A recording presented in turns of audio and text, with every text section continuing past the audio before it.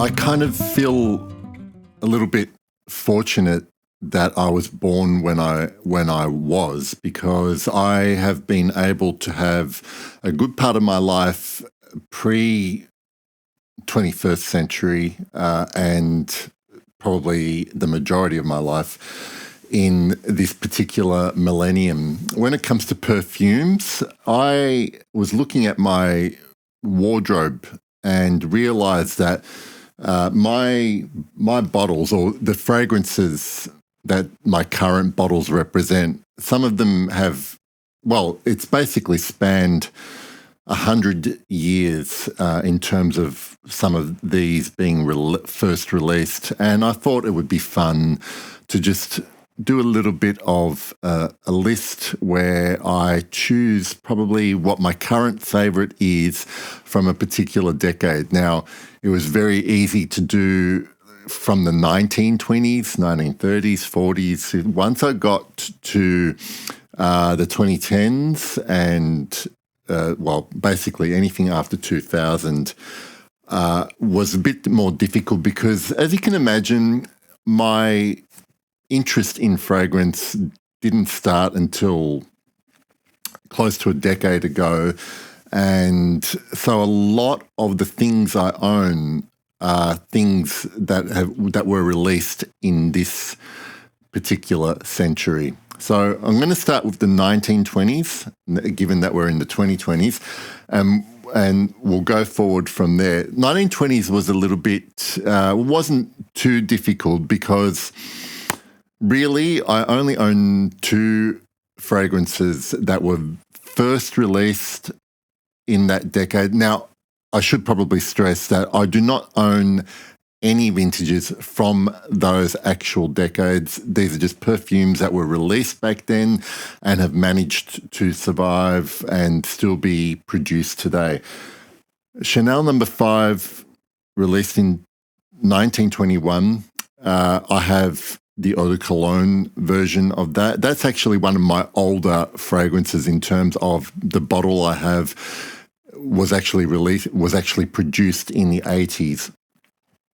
But I didn't choose No. 5 because I've recently acquired a fragrance that was also originally first released in the 20s. And I have the modern version of it, and I really, really like this. And I also want to point out that Canisa 10 from Canisa, I can only imagine that there would not have been a lot of fragrances based on this leather profile in that particular decade. I'm not sure when Chanel released Cœur de Russie, probably not far away from Canisa releasing this perfume, but this has kind of been, I guess, the standard for masculine leather perfumes ever since then. And even today, when a while back I asked on my Instagram recommendations for their favorite leather perfumes, and it was amazing how many people nominated this particular perfume. And I'm so glad I have it now because I just sort of overlooked it for so long, thinking it was going to be dated and that leather fragrance has come a long way since then and it's been improved on. Yet this has already become one of my favorite leather fragrances. So 1920s, I nominate Canisa 10. Okay, I have to admit, from the 1930s, I didn't have anything currently in my wardrobe.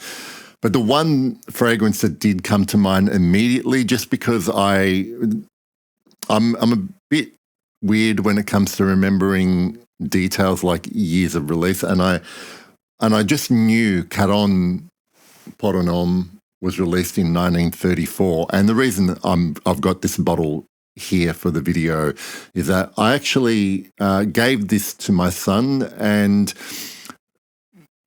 just to prove the point, the fact is that I gave it to him because I wasn't wearing this very much, even though I still think it smells great. But it just goes to show that something that was originally released in 1934, and I can't imagine that it smelled too different to how it smells now, can still get the interest of a teenage boy to wear it. So even though it's that old, I don't actually find that this is dated in any way. And the fact that a young guy like my son can find it easy, wearable, totally easy to wear, says a lot about it. So that's my nomination for the 30s.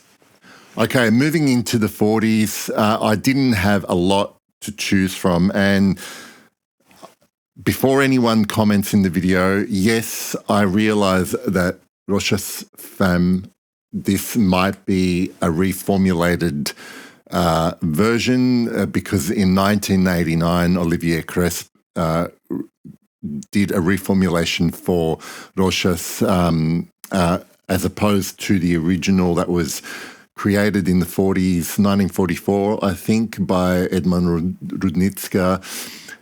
So I don't actually know, and if anyone can help me, I don't actually know if this particular version with that type of cap, because they've released a few with different types of caps, whether this is more going back to the original or this is still closer to the crisp 1989 version.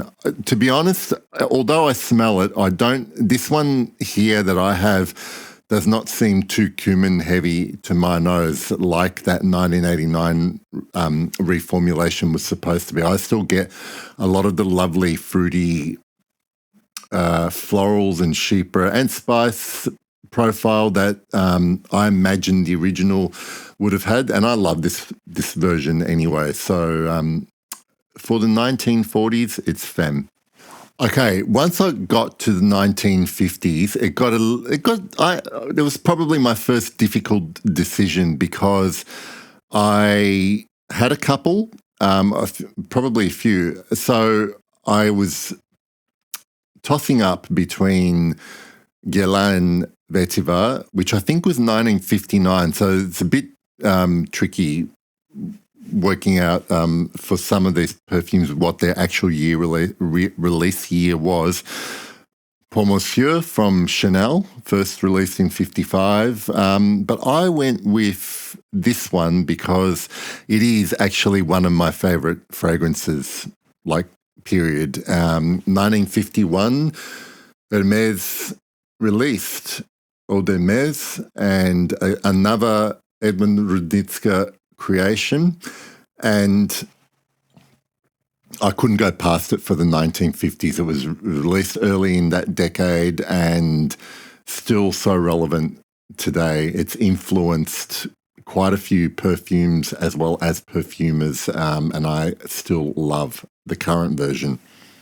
Okay, so when we got to the 1960s, I could have very easily nominated another Rudnitska perfume in Dior's Eau Sauvage, but my experience of Eau Sauvage is 100% based only on the current version, and that one just does not quite measure up to Guerlain's Habit Rouge EDT. Yes, again, current version. But this was released in the mid-60s and still fantastic today. Thankfully, Guerlain still seems to handle their classics in very well when it comes to reformulating, abiding by ingredient restrictions. Habit Rouge is a classic and one of my all-time favourite perfumes.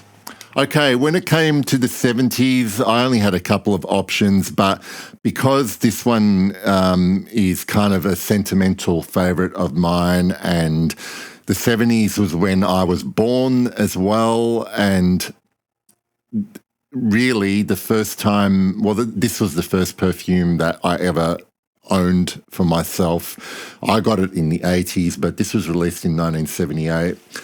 Lagerfeld Classic. Back then, it was Lagerfeld Cologne. Yes, it does smell slightly not different, just it's not as potent as I remember the original to be, although I still love to wear this modern version of Lagerfeld Classic.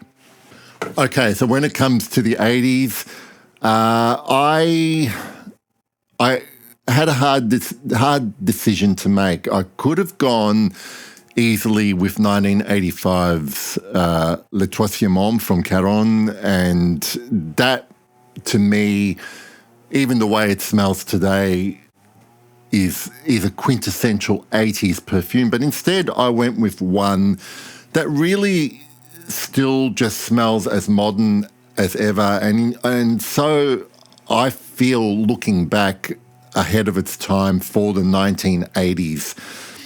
Given what was popular for men's fragrances, especially back then, I couldn't go past Fahrenheit.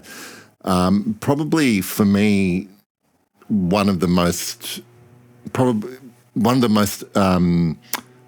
original releases, especially for that decade. Like I know that it was a big thing when it was first released into the 90s as well. It probably went out of favour for a while just because of how long it's been around. Still around.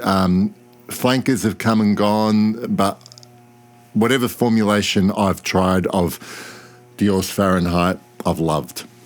Okay, so for the 90s, I want to state before I name the perfume or the fragrance that when I'm counting decades, I include the zero decades. So, for instance, I count 1920 as part of the 20s, 30s, 30s, etc., etc. I know some people technically count it as the previous decade, but for the purposes of this exercise and the fact that it's got the number at the beginning of the year, I'm counting 1990 as part of the 90s, and for the 90s, I could not leave Chanel's Egoist out. It probably was, it was definitely the most memorable ad campaign ever for me. My consciousness only remembers this Egoist TV commercial more than any other TV commercial for a fragrance ever. So, and also the actual fragrance is amazing. That's Egoist for the 90s. Okay, so we're into the new millennium, the aughties, the 2000s. Okay, I have several fragrances from this decade, but I decided to pick something that I think probably showcases what could still be done. What the fact that a house like Dior could still make really good fragrances, and I'm afraid to say I don't know if they've made anything great since the 2000s. And you would have to go into their Privé line to find them. I nominated Au Noir from their Privé line, the original Privé line, composed by Francis Kurkdjian as well, before he became the house perfumer for Dior, in which, in my opinion, he's done nothing of note since he's come into that position. But when he did Au Noir for Dior back in the 2000s, and, you know, Annick Menardo did stuff like Bois d'Argent for that same line, and I'm not sure what other different perfumers they used for that original Dior Privé line, but I couldn't go past one of my favourites, Au Noir. Okay, so for the 2010s, it's not so much that it was difficult to choose, but I ended up choosing a flanker, for starters, a flanker of something that was first created in the 1970s from a great, great perfumer, a perfume that really just caught my love from the first go. almost accidental love. I couldn't go past 2015's Equipage Geranium because it is still one of my favourite perfumes, and it was released in the middle of that decade. I don't know enough about the history of Hermes to I guess remember or find out why there was a need to make an Equipage flanker, but I'm so glad that they did. Sadly, at the moment, it appears to be discontinued. Okay, so now we're in the 2020s, and yes, I know that we're only 4-5 years into this particular decade. I'm still going to nominate something only because I don't know if I've smelled too many really great fragrances to my nose. Like, let me just say that anything that's really got my attention so much in this past 5 years.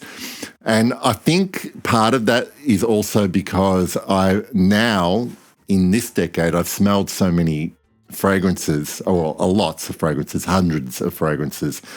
And it takes more to impress me these days. So I'm going to leave this one here as a bookmark for the 2020s.